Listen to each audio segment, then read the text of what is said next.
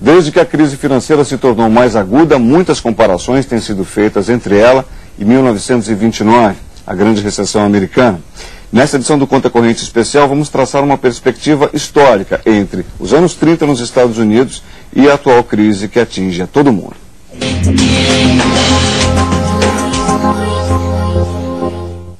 O nosso convidado é o professor Rubens Penha Cisne, da Escola de Pós-Graduação em Economia da Fundação Getúlio Vargas.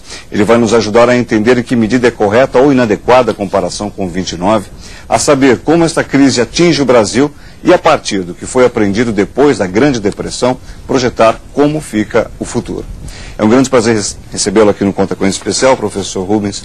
Para começar, é correto fazer uma comparação entre esta crise e 29 ou não? Pode-se dizer com certeza que desde 1929 essa é a maior crise que nós estamos enfrentando. Contudo, as diferenças da crise atual em relação à crise de 1929 são muito mais marcantes do que as semelhanças. E dou alguns exemplos. Em 1929, a teoria econômica se baseava muito no conceito de orçamento equilibrado. Então, quando as receitas públicas caíram em função da queda do produto norte-americano, o governo reduziu as despesas, portanto, fomentou ainda mais a recessão. No momento atual, graças aos ensinamentos de John Maynard Keynes, nós sabemos que isso não vai acontecer. Se houver uma recessão, provavelmente lá na frente você vai ter medidas de fomento à demanda ao invés de medidas de contenção, como houve naquele momento. Outra lição que nós aprendemos, e essa reação toda dos bancos centrais mostra que aprendemos isso com clareza, é a da política monetária.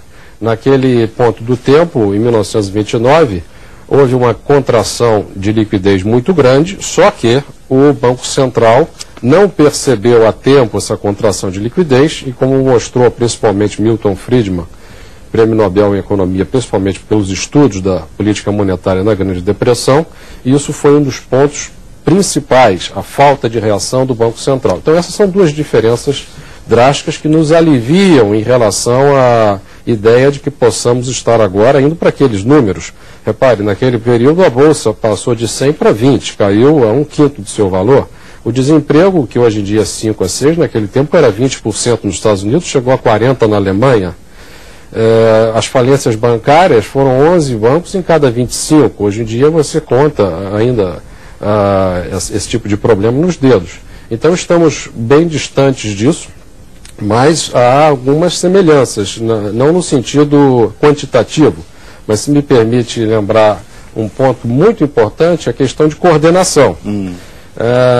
Em 1932, quando Herbert Hoover estava saindo do governo e entrando Franklin Delano Roosevelt, as eleições americanas eram feitas em novembro, mas os presidentes tomavam posse em março.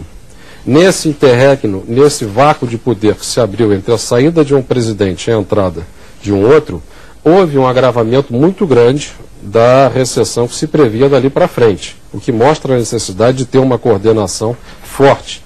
Foi nesse tempo que os Estados Unidos fez uma emenda constitucional, passando o período de saída de um presidente e entrada de outro de 4 para esses 2 meses e meio que nós temos agora. Então, em função dessa lição, a gente espera que seja o candidato republicano, seja o candidato democrata que ganhe nos Estados Unidos, imediatamente após a divulgação das eleições, ele entre no centro, na sala de situação da crise e comece, em harmonia com o presidente do Conselho Monetário Europeu, no momento o Nicolas Sarkozy, a traçarem medidas coordenadas que impeçam que um vá para um lado e outro vá para o outro. Professor, eu queria lhe perguntar o seguinte: à medida em que vença o senador McCain ou vença o senador Obama, chega à presidência dos Estados Unidos, qualquer um deles terá, a essa altura, que se defrontar com a seguinte situação a partir do seu raciocínio, se é que eu bem entendi.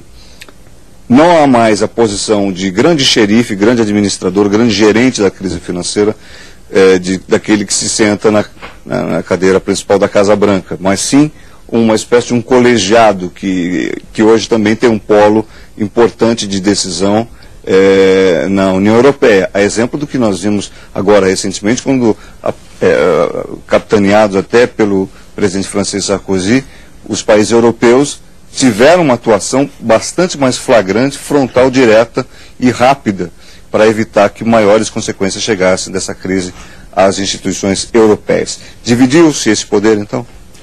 Certamente isso é muito importante. Talvez nós estejamos assistindo à primeira grande crise após o período das duas guerras, no qual você não tem um mundo muito definidamente unipolar, mas sim um mundo mais multipolar. Depois do terceiro debate dos candidatos à eleição dos Estados Unidos, ficou em moda falar de bombeiro. Então, se me permite, eu vou lhe contar uma pequena história que aprendi outro dia com um bombeiro. Imagine a crise como um grande incêndio numa floresta. Quando existe um grande incêndio numa floresta, o bombeiro-chefe não vira para os seus subordinados e fala: olha, George, você cuida do incêndio nesse bosque, James Gordon, você cuida do incêndio nesse bosque, e Nicolau, você cuida do incêndio naquele bosque. Não, não é isso que ele faz. Ele estabelece um círculo de proteção e, além desse círculo, o fogo não pode passar. Então você entrincheira os seus caminhões com água e o seu pessoal forte naquela área do círculo, e depois você vai diminuindo o diâmetro. Bem, o que significaria isso em crise financeira como que nós temos? Garantia ilimitada de depósitos para títulos com maturidade até, por exemplo, 3 meses, que inclui também depósitos à vista, por um determinado período de tempo. Poderia ser 5 meses, 10 meses ou coisa assim. Bem, por que essa garantia precisa ser coordenada? Para que um país, por contágio financeiro, não exporte a sua recessão. Pô, e na Irlanda garantiu 100% para os depósitos à vista. Que as pessoas, se fossem sacar, o governo estaria por trás.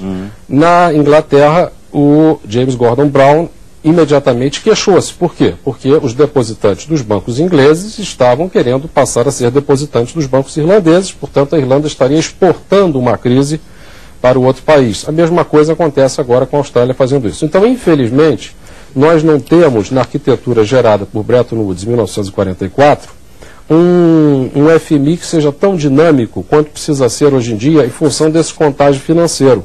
O contágio que a gente conhecia era um contágio muito mais lento. Um país crescia menos, importava menos dos outros, esses outros vendiam menos e tinham uma recessão por conta da recessão do primeiro país. Mas o contágio agora é bem diferente. O contágio agora é que quando cai uma bolsa aqui, você imediatamente cai a bolsa ali, porque as instituições financeiras operam de forma muito alavancada e elas têm que fazer frente a perdas num local com liquidez gerada em outro local. Então é uma coisa bem diferente do que acontecia, por exemplo, em 1929. E a partir do que se pôde aprender? Por exemplo, falando de Bretton Woods, que mais ou menos deu um norte para a própria vida capitalista, eu queria que você nos esclarecesse um pouquinho, colocasse para a gente um pouco da conceituação de Bretton Woods, até para depois a gente remeter para a discussão muito presente hoje em dia, quanto à necessidade de se ter ou não um novo acordo de Bretton Woods.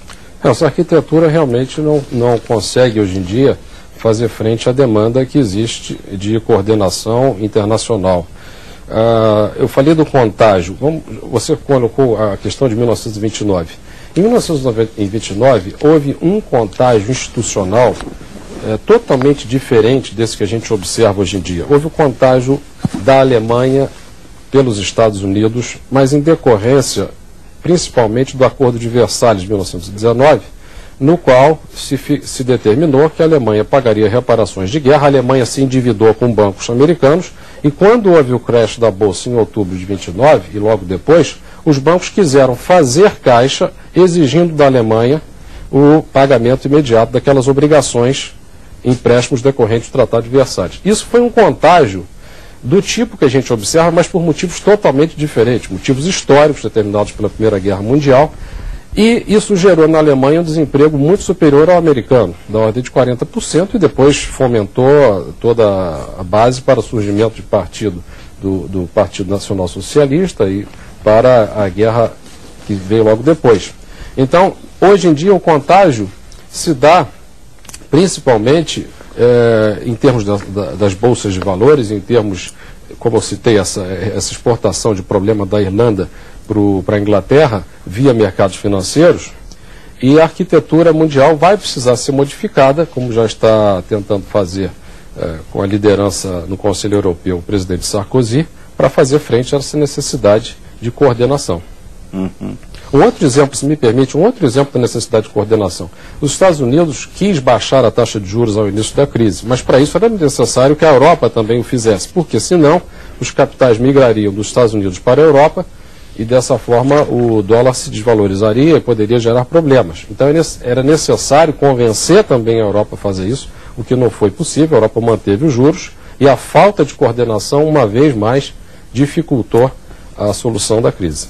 O senhor mencionou a atuação dos bombeiros estabelecendo uma espécie de limite para a crise.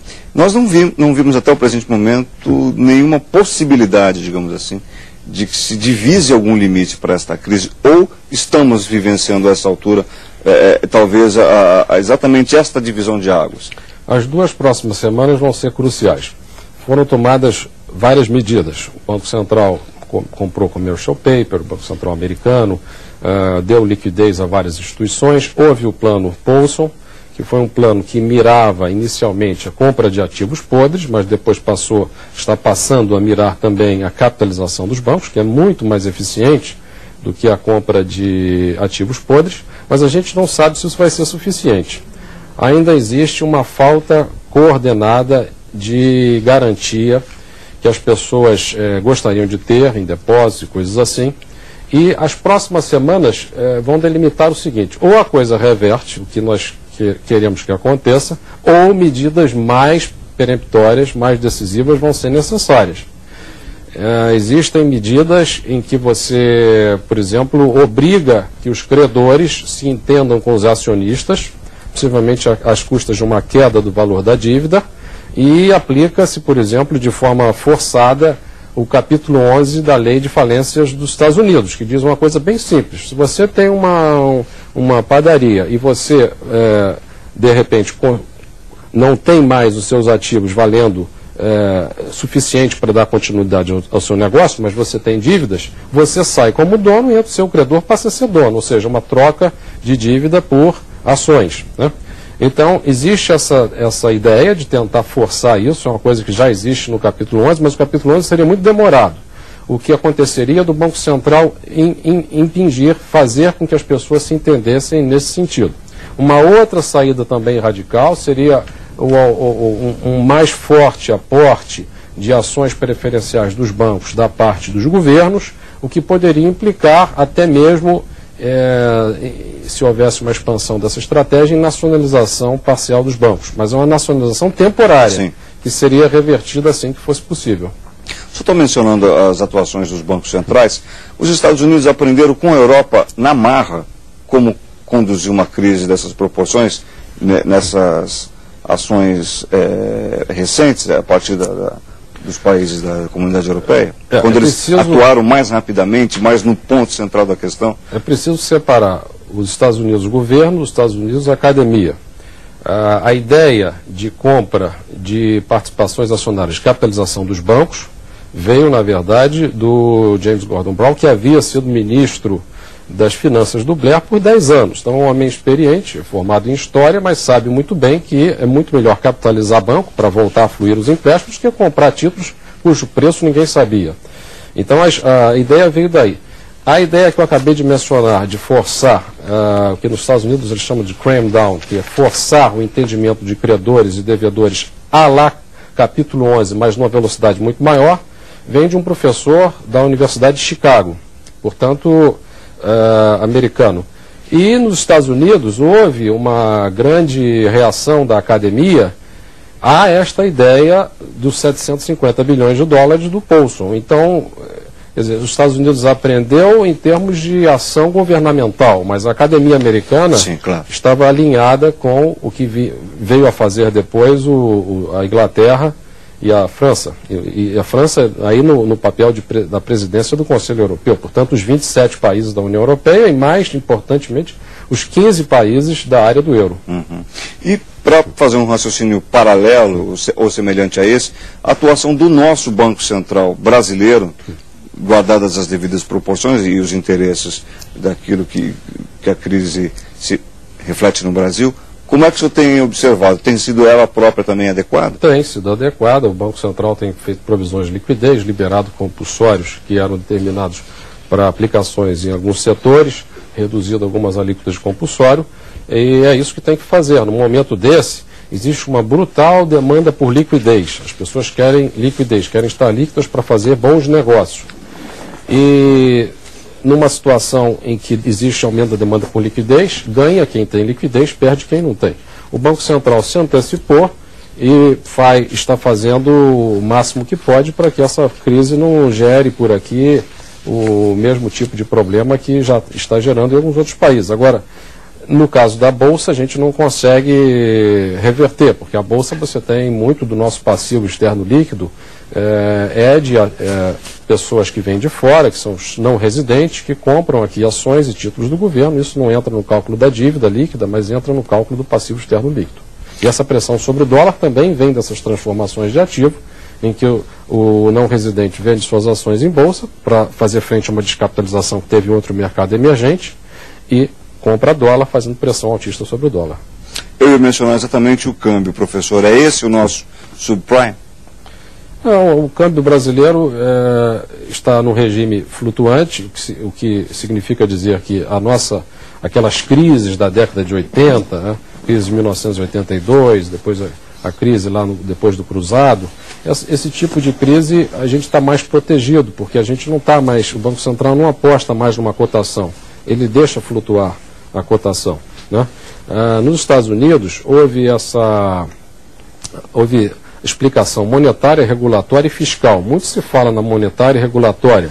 O Alan Greenspan passou a pertencer ao grupo daqueles que se beneficiam dos favores de opinião enquanto criam uma bolha, para depois passarem de heróis a vilões quando a bolha estoura. No Brasil houve, por exemplo, em 1986, o ministro da Fazenda, Dilson Funaro, também se beneficiou daquele momento de aumento do consumo para depois, em novembro, depois das eleições, que o PMDB conseguiu eleger 22 governadores, ele passar de herói a vilão.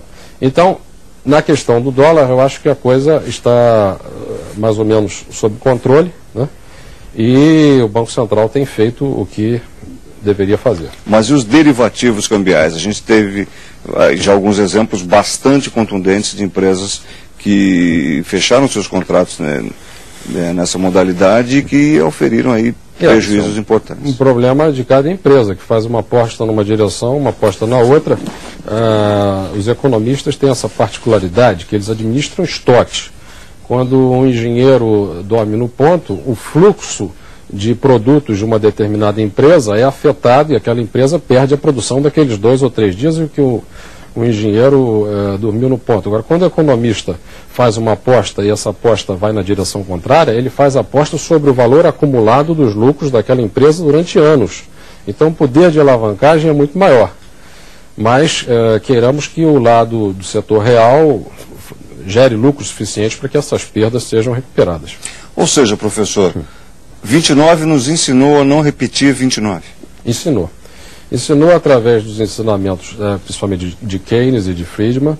Nós sabemos que há necessidade de coordenação, nós sabemos que há necessidade de política monetária muito ativa mesmo. Nós sabemos que há necessidade de que as ações não sejam tomadas isoladamente, uma pessoa garantindo depósitos aqui, fazendo com que a outra vá de um país para lá e aí esse novo país tem dificuldades. Os números da grande recessão de 29 são absolutamente superiores ao que nós temos agora em termos de malefícios, né? São números muito piores, né? Superiores a ser piores, e nós estamos, felizmente, distantes de passarmos pelo que passou o mundo naquele período. Por exemplo, a questão fiscal, as projeções de superávit feitas até, salvo engano meu, até o início do primeiro governo Bush, se mostraram flagrantemente erradas. Mostraram-se. Isso não é muito levado em consideração na crise, mas é importante. Ao final do segundo governo Clinton, havia um crescimento razoável na economia americana e esse crescimento caiu muito depois de 2001, quando tomou posse o Bush. É claro que os efeitos de 11 de setembro e a guerra do Afeganistão e a guerra do Iraque explicam essa deterioração das contas públicas. Mas houve também ali uma repetição de um erro que já houvera em 1985 no segundo governo Reagan. a administração Bush baixou impostos na esperança de que, baixando impostos, a atividade econômica fosse se elevar de tal montante que a receita não caísse. Ora, isso não se mostra verídico em nenhum país, chama-se supply side economics, isso não acontece. E a receita acabou caindo e depois teve o atentado e depois teve guerras e hoje em dia os Estados Unidos está com um déficit público muito elevado, da ordem de 400 a 500 bilhões de dólares. Então, isso foi importante porque não foi só o Greenspan que baixou as taxas de 2002, 2003, 2004, mas esse erro de projeção, embora os Estados Unidos não operem com metas de inflação, como nós fazemos no Brasil desde 1999, eles operam como se assim fosse, mas não anunciam a meta. Mas, como houve essa baixa, essa projeção errada da variável fiscal, houve também uma subestimativa do juro que seria necessário para conter a inflação. As pessoas, também por iniciativa da política do Greenspan, fizeram empréstimos com taxas baixas. Tais empréstimos, em sua maior parte, eram indexados ao juro corrente e quando o juro subiu em 2005, 2006, gerou essa perda toda para os mutuários do sistema financeiro americano, que tinham suas casas que baixaram de valor, e essa inadimplência que se generalizou. Mas esse erro fiscal, poucas pessoas se referem a ele, mas é importante incluí-lo também no rol das explicações da crise. Tantos aprendizados assim vão ajudar a economia mundial a superar a recessão prevista para acontecer. Em quanto tempo e de qual recessão estamos falando? Além de ajudar a sair, os aprendizados do passado vão também indicar o que deve ser feito no futuro. É importante que, infelizmente, telhado devia se consertar em dia de sol. Mas não é só no Brasil, no mundo todo, telhado se conserta em geral em dia de chuva. Haverá uma nova ordem internacional em que a regulação será muito mais forte. No primeiro momento, talvez até mais forte do que o ideal, que costuma haver esse tipo de overshooting. Haverá organismos, você praticamente não ouviu falar em FMI, em BIS. O BIS, o Bank of International Settlements, vem de 1930, anterior a Bretton Woods. Você não ouviu nada sobre isso, embora o BIS tenha feito um grande papel nos acordos Basileia I e Basileia II, que é o que rege hoje em dia a regulação internacional. Então, não apenas as crises do passado servirão de lição para contornar essa crise, mas essa crise servirá de lição para que não tenhamos outra em futuro, no tempo futuro. Mas certamente haverá outras no tempo futuro, porque assim como hoje em dia nós temos essas sopas de ativos, que são os derivativos, em 1929 não havia, no futuro teremos algum outro tipo de mecanismo difícil das pessoas entenderem e controlarem em tempo real, que gerará crises que estarão acima da nova regulação que faremos agora. Então é parte da evolução dos fatos. Até da criação, da criatividade humana, Exato. Buscar essas alternativas. Professor, muito obrigado pela sua participação com a gente, foi muito interessante a nossa conversa. Prazer. Vamos conversar mais vezes. Muito obrigado. Obrigado também a você que sempre nos acompanha. Até a próxima edição do Conta Corrente Especial. Até lá.